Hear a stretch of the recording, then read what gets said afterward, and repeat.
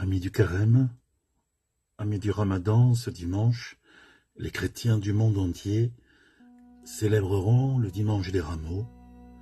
C'est ce qui marquera le début de ce que l'on nomme la Semaine Sainte. Dimanche, chez les chrétiens, nous célébrerons l'entrée triomphale de Jésus dans Jérusalem et nous nous souviendrons partout dans le monde du récit évangélique de sa passion et de la mort sur la croix. L'extrait vidéo de la parabole de la vigne que je vous ai montré, où Jésus dit « Je suis la vraie vigne », cette parabole est tirée de l'Évangile selon saint Jean, chapitre 15, versets 1-16, pour ceux qui veulent la retrouver. Elle contient plusieurs niveaux de lecture, 4 niveaux pour les initiés chrétiens, 5 pour les soufis musulmans. Il faut comprendre que la sagesse de Jésus, du prophète Aïssa, est intemporelle, qu'elle est transcendante, elle traverse le temps et l'espace et s'adresse en réalité autant à l'abruti qu'à l'érudit en nous et autour de nous. De quelle manière, chers amis? Eh bien, il faut savoir que Jésus parlait dans un langage symbolique, par parabole, car les paraboles s'adressent directement à ce que l'on nomme le germe d'esprit en l'être humain, ce que l'on nomme l'essence spirituelle, c'est-à-dire l'étincelle divine ou cette signature que Dieu a déposée en chacun de nous. Donc, Jésus nous enseigne, il dit « Tout sarment », sarment c'est jeune rameau, « tout sarment qui est en moi, mais qui ne porte pas de fruit, mon Père l'enlève. Tout sarment qui porte du fruit, il le purifie en le taillant pour qu'il en porte davantage. Demeurez en moi, comme moi en vous.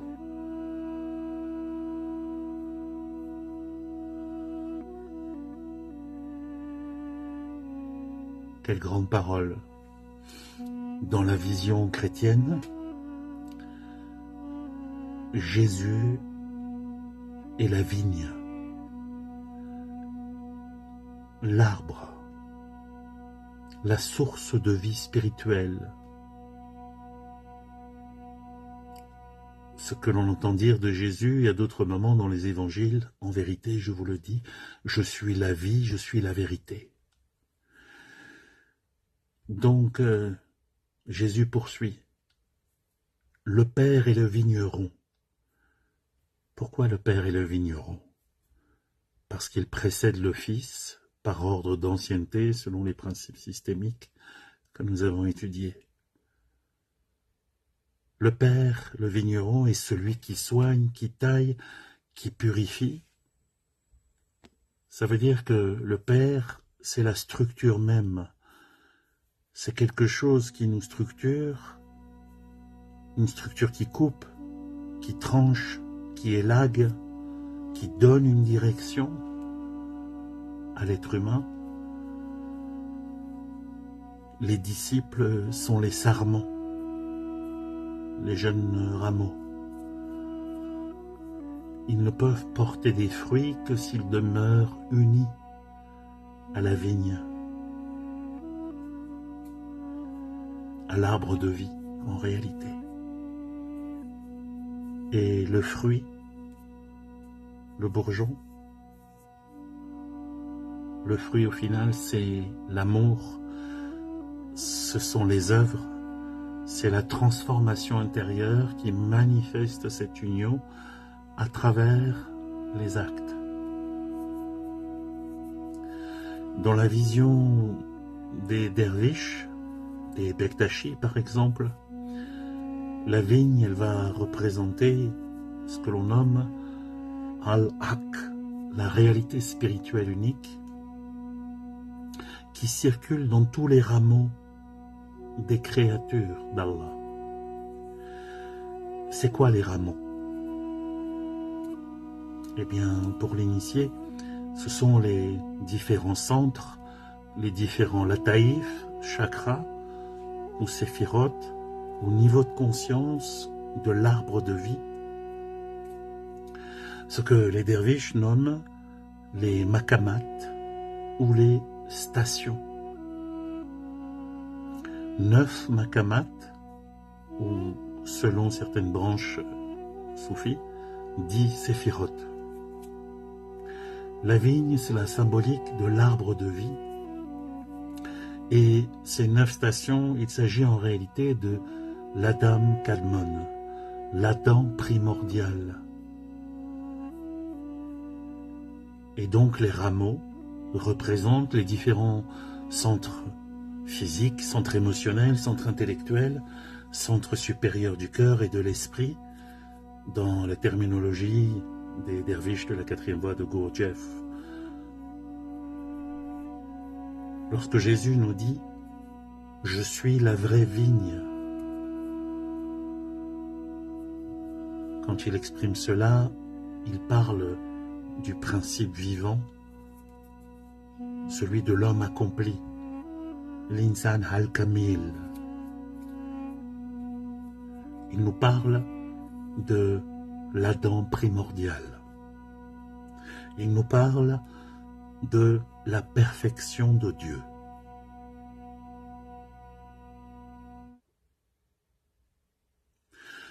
Le vigneron, pour le derviche, va représenter la volonté de Dieu, cette volonté divine qui taille, coupe, éprouve. Car il est dit que Dieu éprouve ce qu'il aime, pas par masochisme, mais pour purger. Notez bien le mot purger. Pour purger, c'est-à-dire comme lorsque l'on prend un fruit et qu'on le purge pour en faire ressortir les meilleures vertus, les meilleures saveurs et les meilleures senteurs. C'est d'ailleurs pour cela que lorsque l'on fait le pèlerinage sur la tombe des saints chrétiens comme des saints soufis, des saints, des sages, et bien quand on fait ce pèlerinage sur la tombe des saints, très souvent on sent sur la tombe des saints ou tout autour un parfum de jasmin ou de vanille ou de rose, révélé par la sainteté des hommes et des femmes qui sont devenus aussi parfaits que le Père, que Dieu le Père, dit Jésus. Devenez aussi parfaits que le Père. Donc dans cette parabole, le vigneron taille, coupe, c'est ce qui représente les épreuves que nous vivons en tant qu'êtres humains. C'est ce qui signifie les coupes de l'ego, de toutes nos identifications pour ce que nous nous prenons et que nous ne sommes pas. C'est toutes les coupes dans nos attachements qui nous maintiennent prisonniers dans des petits espaces. Et ces coupes sont la taille nécessaire pour pouvoir laisser passer davantage cette lumière infinie et révéler ce fruit, cette essence, ce parfum.